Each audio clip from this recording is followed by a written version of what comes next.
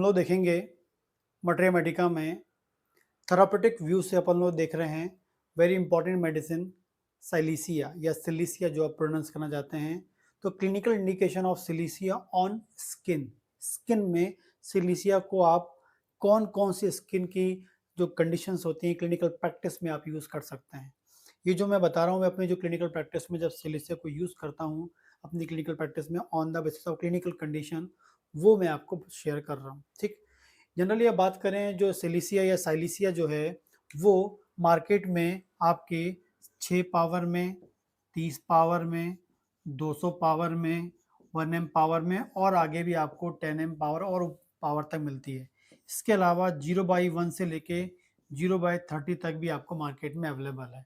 तो मैं अपनी क्लिनिकल प्रैक्टिस में जो आपको बता रहा हूँ, जो यूज़ करता हूँ, 6 पावर बहुत अच्छे से यूज़ करता हूँ या फिर 0/1 से यूज़ करता हूँ।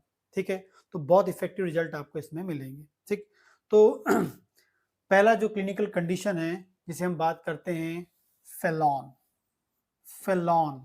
ठीक है, फेलॉन क्या होता है? ये एक बैक्टीरियल इन्फेक्शन होता है। आप ये देख पा रहे होंगे फिंगर मेरे, यदि यहाँ पर बैक्टीरियल इन्फेक्शन हो जाए और यहाँ पर स्वेलिंग हो जाए, पस बन जाए, ठीक है, जनरली यहाँ पर भी इन्फेक्शन होता है। ठीक है, अगर सिर्फ ये इस कॉर्नर में इन्फेक्शन तो हम उसे विटलो बोलते हैं, विटलो बोलते हैं। लेकिन आपको इस पूरे एरिया में, खासकर इस एरिया में यदि आपको बैक्टीरियल इन्फेक्शन हो जाए, स्वेलिंग आ जाए इस एरिया में, आपको इसे हम फेलॉन बोलते हैं। बैक्टीरियल इन्फेक्शन के साथ वहाँ पस बन रहा है, बहुत अधिक दर्द हो रहा है, ठीक है, तो उसे हम फेलॉन बोलते हैं। यदि ऐसा पेशेंट आपके पास आता है, इस एरिया में स्वेलिंग हो गई है, रेडनेस है, पस फॉर्मेशन हो रहा है, तो उस कंडीशन के लिए आप साइलिसिया को यूज़ कर सकते हैं। वेरी इफेक्टिव रिजल्ट देती है, खासकर इस कोई भी फिंगर में हो, या इसके अलावा बात करें हम अंगूठे में या पैरों की उंगली में, वहाँ भी यदि आपको इस उंगली के या नाखून के आजू बाजू यदि आपको पस फॉर्मेशन, स्वेलिंग आपको मिलती है, तो साइलिसिया से अच्छी कोई दवा नहीं है, पहले आपको ये सोचना चाहिए। ठीक है, 6 पावर में आप यूज़ कर सकते हैं। आगे बात करते हैं एब्सेस। हम यहाँ एब्सेस की बात करेंगे और बॉयल्स की भी बात करेंगे। एब्सेस और बॉयल में बात करें, दोनों में पस फॉर्मेशन होता है, लेकिन जब भी हम एब्सेस की बात करते हैं तो जब भी एब्सेस का एग्जैक्टली पहचानने का तरीका ये होता है, लार्ज एरिया में यदि पस बन रहा है तो वो एब्सेस की कैटेगरी में हम बोल सकते हैं, और एकदम छोटे से एरिया में पस बन रहा है तो हम उसे बॉयल बोलेंगे। ठीक है, ये क्लिनिकली आप ऐसे समझ सकते हैं, बुकिश आप देख लीजिए, आपने पढ़ा होगा। ठीक है, लेकिन ये एक छोटा सा एक नॉलेज के व्यू से बता दूं, बहुत बड़ा एरिया कवर किया हुआ है, वहां पर पस फॉर्मेशन हो रहा है, ये बहुत बड़ा एरिया है, इतने बड़े एरिया में यदि पस फॉर्मेशन हो रहा है तो हम इसे एब्सेस की कैटेगरी बोल सकते हैं। ठीक है, बहुत बड़े एरिया में पस फॉर्मेशन हो रहा है, हम उसे एब्सेस बोलेंगे। लेकिन छोटे छोटे दाने के रूप में, फुंसियों के रूप में यदि हो रहा है, तब हम उसे क्या बोल देंगे? बॉयल बोल देंगे। छोटे एरिया में पस बन रहा था, हम उसे क्या बोल देंगे? बॉयल बोल देंगे। तो एब्सेस और बॉयल दोनों, यदि इसमें हमको क्या मिल रहा है? पस मिल रहा है। ठीक है, हो सकता है एब्सेस आपको कहीं भी मिले, कहीं भी मिले, लेकिन खासकर जो साइलिसिया का जो एब्सेस होता है उसकी हम बात करेंगे तो बॉडी में कहीं भी हो सकता है, बॉडी में कहीं हो सकता है, लेकिन खासकर हम बात करेंगे जॉइंट्स के एब्सेस की।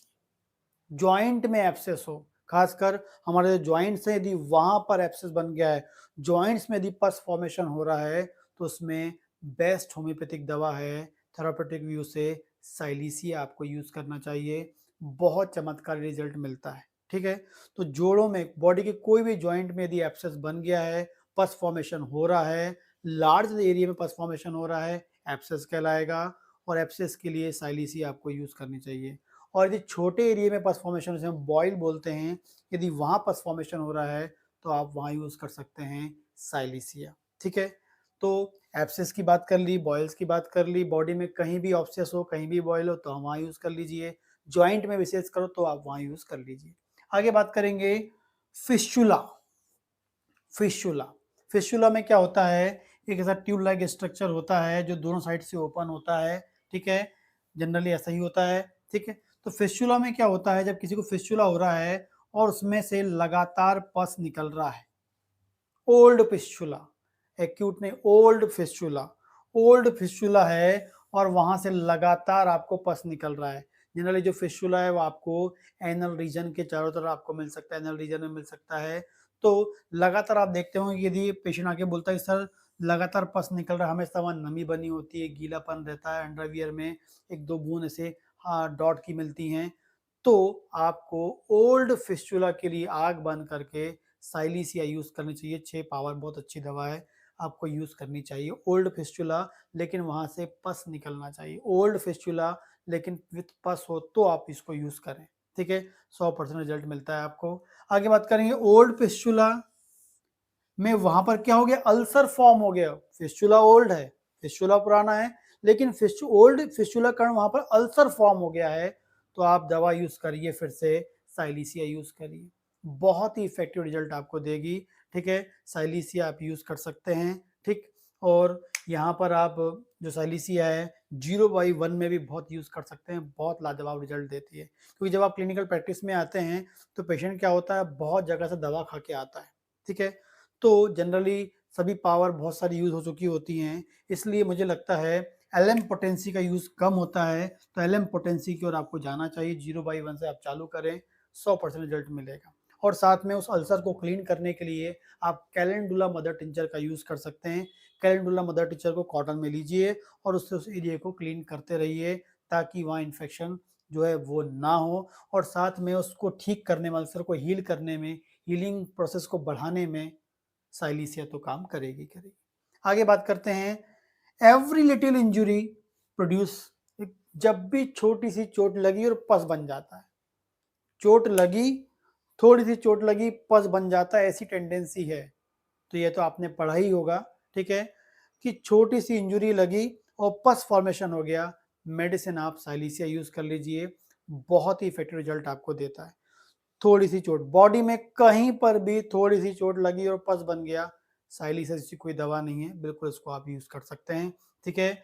इसके अलावा बात करेंगे long lasting pus formation, body में किसी भी कोने से, यहाँ तक कि मैं आपको बता दूं, कान की बात भी कर दूं, यदि कान में भी लंबे समय से पस बह रहा है, बिल्कुल बदबूदार पस बह रहा है, बॉडी में कहीं भी लंबे समय से पस बह रहा है, डायबिटीज का पेशेंट है, हीलिंग प्रॉपर नहीं हो रही है, लगातार पस बह रहा है, वेरिकोज अल्सर हो गया, लगातार पस बह रहा है, आपको याद रखना है लंबे समय तक पस कहाँ से मिलता है, डायबिटीज के पेशेंट में मिल सकता है, डायबिटिक अल्सर में मिल सकता है, वेरिकोज वेन के अल्सर में मिल सकता है, कान में लगातार आपका पस बह सकता है, बैड सोर्स हो गए वहां पर यदि लगातार कई बार पस बन सकता है, लगातार पस वहां बन रहा है, तो साइलिसिया आप यूज कर सकते हैं।